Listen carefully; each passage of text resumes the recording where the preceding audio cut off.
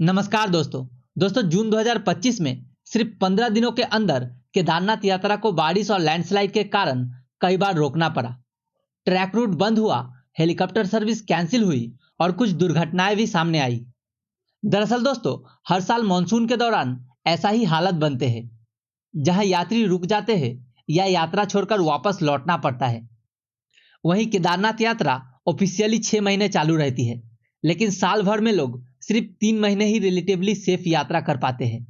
बाकी समय में बारिश, फिसलन भरी रास्ते और प्राकृतिक रिस्क यात्रा को मुश्किल बना देते हैं।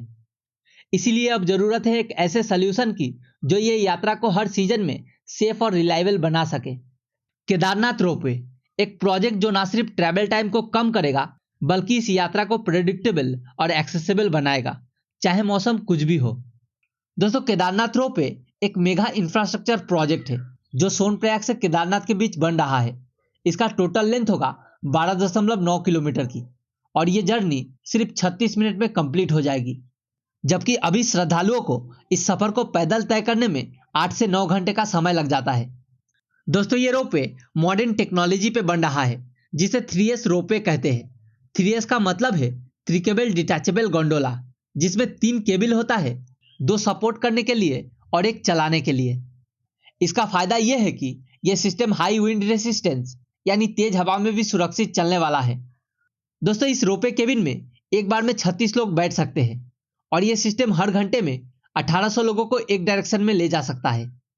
और इन रोपवेज में एक बड़ा शीशा होगा, जिससे आप उत्तराखंड की बेहद खूबसूरत पहाड़ी नज़ारों को देख पाओगे। बात करें इस प्रोजेक्ट की कॉस्ट की, तो इस प्रोजेक्ट का एस्टिमेटेड कॉस्ट है 4081 करोड़ रुपए और ये ropeway public private partnership model पर बन रहा है, जिसमें अडानी एंटरप्राइज इस प्रोजेक्ट को डेवलप करेगी और सरकार को इसमें 42% रेवेन्यू शेयर मिलेगा। दोस्तों, इस प्रोजेक्ट के लिए वाइल्ड लाइफ क्लियरेंस अक्टूबर 2022 में मिल चुकी है और कैबिनेट अप्रूवल भी इसी साल मार्च 2025 में मिल चुका है। अब कंस्ट्रक्शन की शुरुआत इसी साल अक्टूबर 2025 से होने की संभावना है और टारगेट है कि यह प्रोजेक्ट 2030 तक कंप्लीट हो जाए। दोस्तों, मानसून के दौरान बारिश की वजह से केदारनाथ का ट्रैक रूट बहुत स्लिपरी हो जाता है। हर साल लैंडस्लाइड की वजह से रास्ते बंद हो जाते हैं और दुर्घटनाओं के कारण हेलीकॉप्टर कैंसिलेशन देखने को मिलता है। दोस्तों, रोपवे का सबसे बड़ा एडवांटेज ये है कि यह सिस्टम वेदर रेसिस्टेंस होता है, मतलब बारिश हो, ठंड हो या लैंडस्लाइड, रोपवे पर इसका ज्यादा असर नहीं पड़ता है। यही रीजन है कि रोपवे केदारनाथ यात्रा को कॉन्टिन्यूअस और स्टेबल बना सकता है। दोस्तों, इस प्रोजेक्ट से किस किस को सबसे ज्यादा फायदा होगा, आइए जानते हैं। सबसे पहले बूढ़े बुजुर्ग लोग जो ट्रैक नहीं कर सकते, उनके लिए रोपवे एक आशीर्वाद है। फिर जो यात्री बीमार या कमजोर होते हैं, जो चढ़ाई नहीं कर सकते, उनके लिए ये यात्रा पॉसिबल बनेगी। और फिर जो फैमिलीज छोटे बच्चों के साथ आते हैं, उनके लिए भी ये यात्रा कंफर्टेबल होगा। दोस्तों, इसका लोकल इकोनॉमी भी फायदा उठाएगी। टूरिस्ट ज्यादा रुकेंगे, होटल्स, फूड स्टॉल्स और लोकल वेंडर्स की इनकम बढ़ेगी। वहीं दूसरी तरफ ट्रेडिशनल ट्रैकिंग और रोड कंस्ट्रक्शन में फॉरेस्ट कटिंग यानी जंगल की कटाई और इकोलॉजिकल डैमेज होता है।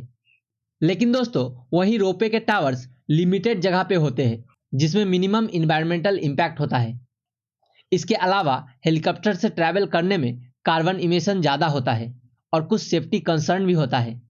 दोस्तों, आपने देखा होगा कि केदारनाथ में हर साल हेलीकॉप्टर क्रैश के कारण कई लोगों की जान चली जाती है। लेकिन बात करें रोपवे की, तो रोपवे के केबिन्स इनक्लोज होते हैं, ऑटोमेटेड कंट्रोल सिस्टम होता है और इसमें सेफ्टी प्रोटोकॉल्स पे काम होता है। इसीलिए यह ऑप्शन लॉन्ग टर्म में सुरक्षित और इन्वायरमेंटल फ्रेंडली है। क्या आपको पता है, ये रोपवे बनने के बाद केदारनाथ इंडिया का सबसे लंबा पैसेंजर रोपवे बन सकता है। दोस्तों, इसका लेंथ और ऑल्टीट्यूड दोनों हाई है और ये 3S टेक्नोलॉजी वाला रोपवे उत्तराखंड का पहला रोपवे होगा जो इस पहाड़ी रीजन में long term transportation model set करेगा। वहीं अगर ट्रैकिंग हेलीकॉप्टर और रोपवे का कंपैरिजन करें, तो ट्रैकिंग में लोगों को 8 से 9 घंटे का समय लगता है। दोस्तों, पैदल यात्रा करते वक्त लोगों को कई मुसीबतों का सामना करना पड़ता है। खराब मौसम के कारण लैंडस्लाइड और बारिश में फिसलन भरी रास्तों से होकर लोग गुजरते हैं। अगर बात करें हेलीकॉप्टर की, तो ये यात्रा आपको 5 से 7 मिनट में करवा देती है। लेकिन दोस्तों, अगर मौसम खराब हुआ तो हेलीकॉप्टर क्रैश होने की खतरा हमेशा बना रहता है। वहीं अगर बात करें रोपवे की, तो ये आपको सिर्फ 36 मिनट में सुरक्षित और आसानी से मंदिर तक पहुंचा देगी। दोस्तों ये कंपैरिजन क्लियरली दिखाता है कि रोपवे सबसे बैलेंस्ड ऑप्शन है। ये आपके लिए अफोर्डेबल, रिलायबल और सेफ यात्रा का एक जरिया है।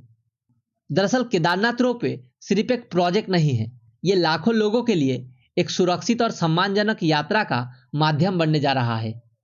दोस्तों ये रोपवे ट्रैवल टाइम को आसान बनाता है, बारिश और लैंडस्लाइड के रिस्क को कम करता है और हर किसी को, चाहे बुजुर्ग हो, बच्चे हो या फिजिकली वीक, सबको एक सुविधा देता है इस पवित्र यात्रा में शामिल होने की।